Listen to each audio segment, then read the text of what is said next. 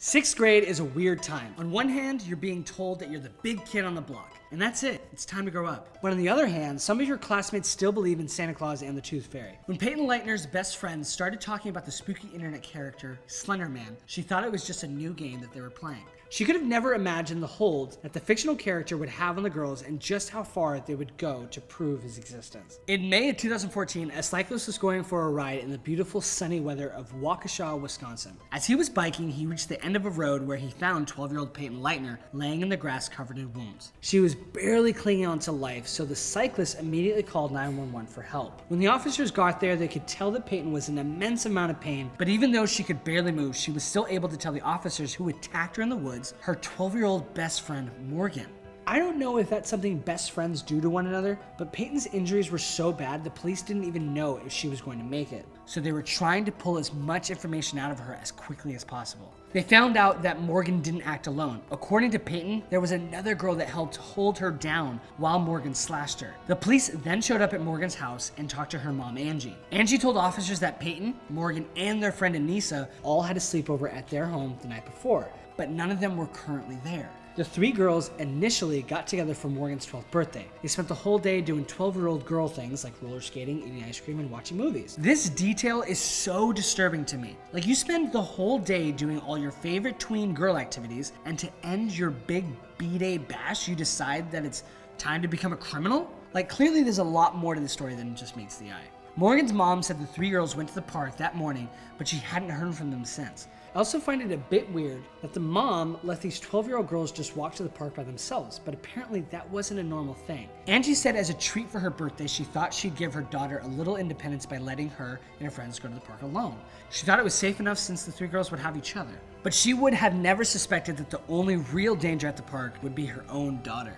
Authorities then set out to search for the two missing 12-year-olds, afraid that they too could be in some sort of grave danger. Shortly after the search began, officials found Morgan and Anissa sitting on the side of a freeway after having walked for around 5 hours straight. The girls were dirty and covered in stains, but were otherwise calm and spoke meekly with the officers. At this point, Peyton was still in surgery and doctors weren't sure if she was going to make it. She had a bunch of deep cuts in multiple organs and things just weren't looking good. So now the cops were just really freaking confused about what actually went down. They thought something was missing, so they took Morgan and Anissa down to the station and threw them in separate rooms where they were questioned for hours. The one thing that investigators were super shook about was about how calm Morgan remained throughout her whole questioning. They said she was sitting there in the police precinct, covered in red stains, just acting like it was just another normal day. The investigators' best guess was that the girls fought over a boy because they couldn't imagine what else tween girls would actually fight about that would lead to such a brutally violent ending.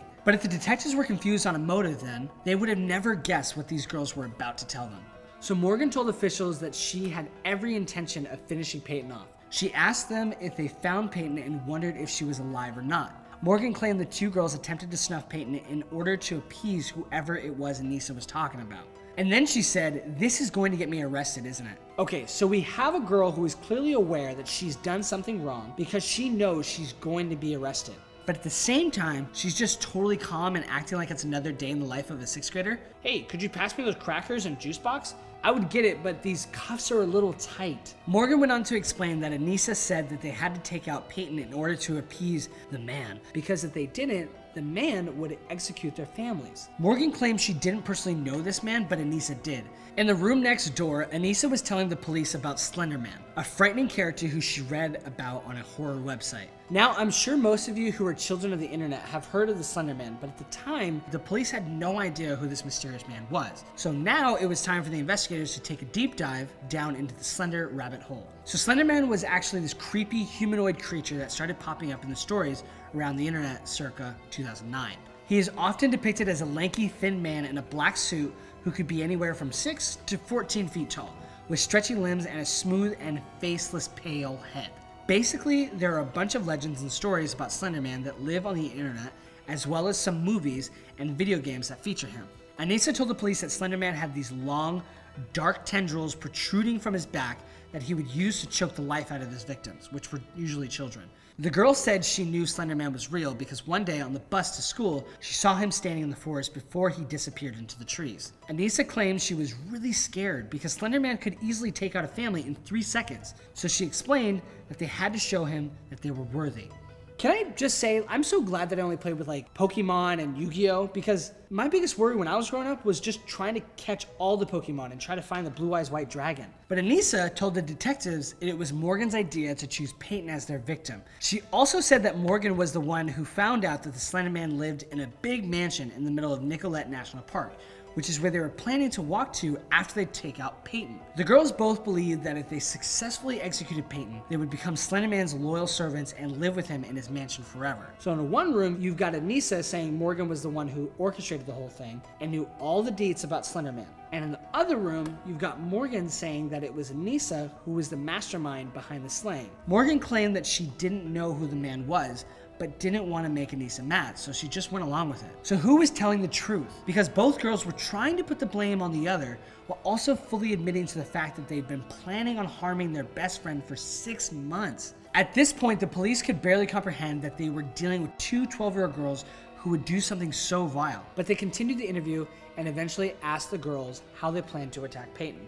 Morgan and Anissa said they would talk in code about their plans, often calling the weapon a cracker, and the slang an itch. First, the girls planned the itch for the night of the sleepover, saying that they would duct tape her mouth and slice her neck with the cracker. But the girls said that they were too tired from their long day of roller skating and ended up going to bed. So now they had to think of a new way to scratch that itch. All 3 girls woke up the next morning and started playing dress up. As Peyton was putting on a pink princess dress, Morgan and Anissa were talking about taking her to the bathroom stall at the park to itch her because it had a drain in the floor, which would make it for an easy cleanup. The devious duo decided to go with that plan, so they asked Morgan's mom if they could all go to the park.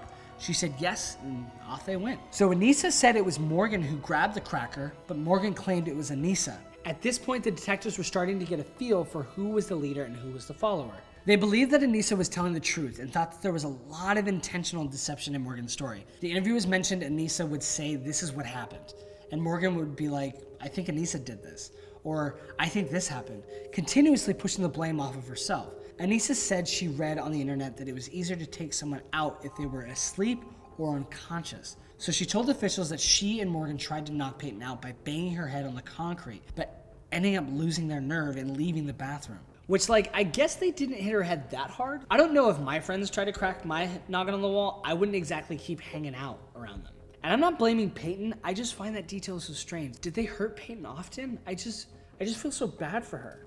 So after Morgan and Anissa realized it was way harder to knock someone out than it appeared on TV, Morgan suggested that they all go bird watching in the woods. When the 3 girls got there, they decided to play a round of hide and go seek. Morgan counted while Peyton and Anissa hid. The plan was for Anissa to tackle Peyton to the ground while Morgan scratched that itch with the cracker hidden in her sweatshirt. This was a part of the plan from the beginning that both girls told the investigators. They said Morgan would just do the slicing because Anissa just couldn't do it. So Morgan pretended to count and Anissa told Peyton to get on the ground so she could cover her up with leaves and twigs. And finally, after plans A and B failed, plan hide and see was a success. Except of course for the fact that Peyton survived. That's right, Peyton against all odds survived her attackers.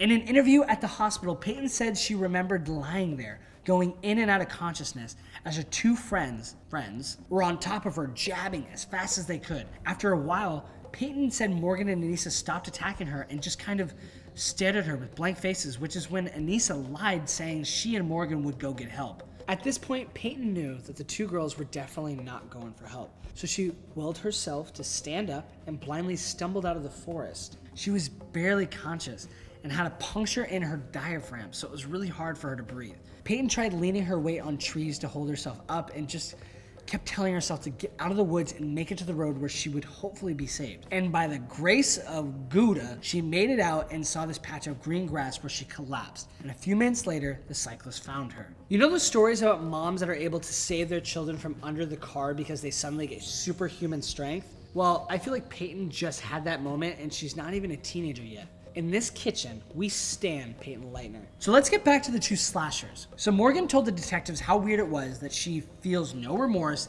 at all while jabbing at her best friend. She said she thought she'd feel excitement or remorse or something, but instead she felt nothing at all. I'm not an expert, so I'm not gonna harp on this too much, but clearly Morgan is dealing with some sort of mental issues. To say you just feel nothing at all really suggests some deeper things going on here. And it's just sad that she didn't get any help sooner. The two 12-year-old girls were charged as adults and taken to a juvenile facility, which sounds like an oxymoron, but that's actually what happened. As Peyton put it, if you commit a juvenile crime, like stealing a candy bar, you get a juvenile punishment. But if you commit an adult crime, you get an adult punishment. Spoken like a true genius. During the investigation, officials found notebooks in Morgan's school locker with drawings and notes all about Slender Man. In her bedroom, they found dolls that had their heads, arms, and legs chopped off. They also found more violent notes and drawings. On Morgan's computer, investigators discovered an email sent to Anissa going over how to clear the browsing history. Are we sure this girl is 12? You're telling me Casey Anthony couldn't remember to clear her incriminating searches, but this 12-year-old girl knows how? It was very clear to investigators that Morgan was the ringleader of the operation, and they knew that they were about to experience a trial unlike any that they'd seen in their entire careers. Both girls plead guilty, but ended up entering a not guilty plea by some reason of mental disease. In 2017, Anissa was sentenced to 25 years in a state institution, and Morgan was sentenced to 40. Today, Peyton is still coping with her trauma, but celebrates her incredible will to survive. When her story first hit the news, she was still recovering from the ordeal and asked for privacy. Yeah, I don't blame her at all for taking a few years to process and heal. But 5 years later, when Peyton was 17, she finally decided to share her story with the world in an hour-long televised interview. In the interview, Peyton said she had come to accept her 19 scars because they've made her who she is today. A lot of people asked Peyton how her and Morgan became friends in the first place. Peyton was a happy, positive, and bubbly girl, where Morgan was much more intense with a serious dark side. Peyton explained that in 4th grade, she noticed that Morgan always sat by herself and struggled to make friends, so she decided to befriend her. Peyton told interviewers her mom taught her that no one should ever have to sit alone, and that everyone deserves at least one friend in their life. Peyton said she considered Morgan her best friend. They would hang out all the time, have sleepovers together, and do all the normal things little girls would do. She even said Morgan wasn't always dark and sinister. Peyton said her friend was funny, artistic, and imaginative. Then in 6th grade, Morgan and Anissa became friends and started talking about Slender Man. And that's when Peyton said everything went downhill. Peyton wanted nothing to do with Slender Man and found the whole thing quite terrifying. But she tried to play along and be a supportive friend because she knew that's what Morgan liked. I'd just like to point out that Peyton is a literal angel and did nothing to deserve a single thing that happened to her. May we all have a friend like Peyton. Peyton eventually told Morgan that the whole Slender Man thing was starting to freak her out and she wanted nothing to do with him. But at this point, it was way too late. Morgan was convinced that Slender Man was real. Peyton even considered ending her friendship with Morgan, but she said that if she did, she would be afraid Morgan wouldn't have any friends. And as Morgan's obsession with Slender Man grew, so did Anissa and Morgan's friendship. Peyton was not a fan of Anissa, but still hung out with her because she knew it was important to Morgan. Unlike Peyton, Anissa made no attempts at trying to be nice to her, and was very jealous of the fact that Peyton and Morgan were such good friends. Anissa was the one who really convinced Morgan that Slender Man was real. Peyton just couldn't hang with the fact and tried to distance herself from the two girls. Peyton said she could never have imagined what the two were planning that fateful day in the woods, but when she found out what the motive was, she believed it. She said Morgan was so obsessed with wanting to prove that Slender Man was real that she would do just about anything. It also came out during the trial that Morgan had early onset schizophrenia and that her dad had been diagnosed with the same condition when he was a child. Because of this, Peyton said she was angry that Morgan's parents ignored the signs and symptoms. When asked what she would like Morgan to know, Peyton's own answer surprised herself. She said that she would like to thank Morgan because the incident made her the person she is today, and that she really, really likes her life now. But Peyton is still traumatized by the event, and it took her years to rebuild her life back to some sort of normalcy. To this day, she still sleeps with a pair of broken scissors underneath the pillow next to her, just in case. And she says that she never plans on being in the same room as Morgan and Anissa ever again. I don't blame her. Peyton hopes to attend college and work in the medical field, which was most definitely inspired by her incident. She wants people to know that she is definitely doing well now, and she would like to put the past behind her and live a normal life. And that, my friends, is the treacherous tale of how two 12-year-old tweens became convicted criminals over a character on the internet. I'm super stoked to dig in the charcuterie board, and I gotta tell you, I've been itching to try some of these crackers. So I'm gonna do that. I'll catch you guys next time.